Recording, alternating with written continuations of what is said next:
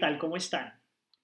El origen del sistema del diezmo es anterior al surgimiento del pueblo de Israel. Es decir, que el diezmo lo dio el Señor como un punto central en la vida del cristiano, no solamente para los judíos, sino mucho antes ya el diezmo estaba establecido. Desde los primeros tiempos el Señor exigió el diezmo como una cosa suya, y es justamente ese requerimiento que fue reconocido y cumplido. Si nosotros miramos la historia de Abraham, que vivió antes de los israelitas, él pagó el diezmo a Melquisedec, sumo sacerdote del Altísimo, nos lo dice Génesis el capítulo 14 y el versículo 20. Cuando los israelitas estaban por establecerse como nación, la ley del diezmo fue confirmada como uno de los estatutos ordenados divinamente de cuya obediencia dependía su prosperidad.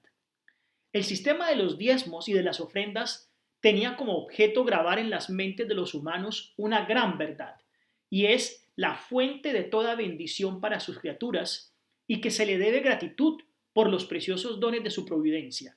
El diezmo no es más que la muestra de gratitud que el hombre debe tener por las bendiciones que recibe del Padre Celestial.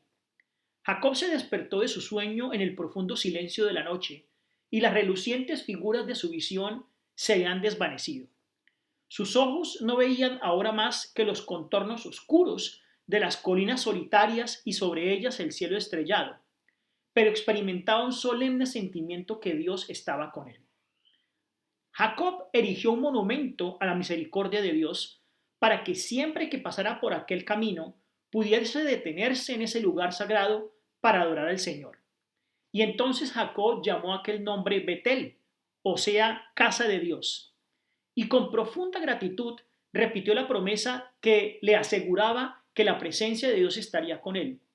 Y luego entonces hizo un solemne voto. Si fuere Dios conmigo y me guardare en este viaje que voy, y me diere pan para comer y vestido para vestir, y si me tornase en paz a casa de mi padre, Jehová será mi Dios, y esta piedra que he puesto por título será casa de Dios, y de todo lo que diereis, el diezmo o lo he apartado para ti. Dice Génesis el capítulo 28, los versículos 20 al 22. Jacob no estaba tratando de concertar condiciones con Dios. El Señor ya le había prometido prosperidad, y ese voto era la expresión de un corazón lleno de gratitud por la seguridad del amor y de la misericordia de Dios. Jacob comprendía que Dios tenía sobre él derechos que estaban en él y que debían de ser reconocidos, y que las señales especiales de la gracia divina que se le habían concedido le exigían reciprocidad. Entonces, nosotros como un asunto de devolver la gratitud al Señor por lo que nos ha dado, es necesario devolverle entonces los diezmos.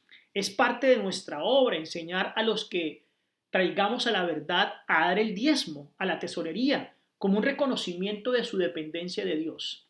Deben ser plenamente iluminados con respecto a el derecho de devolver al Señor lo que le pertenece. Cuando le demos el estudio bíblico a una persona, cuando hablemos con él, no sintamos intimidad o más bien no sintamos temor, tal vez de decirle a él que debemos dar el diezmo y la ofrenda. El mandamiento de pagar el diezmo es tan sencillo que no hay sombra de excusa por desobedecerlo.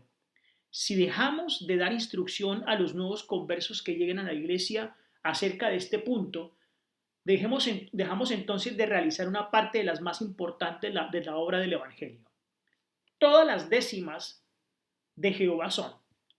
En este pasaje se halla la misma forma de expresarse que en la ley del sábado. El séptimo día será reposo, sábado para Jehová tu Dios, como lo dice Éxodo el capítulo 20 y el versículo 10.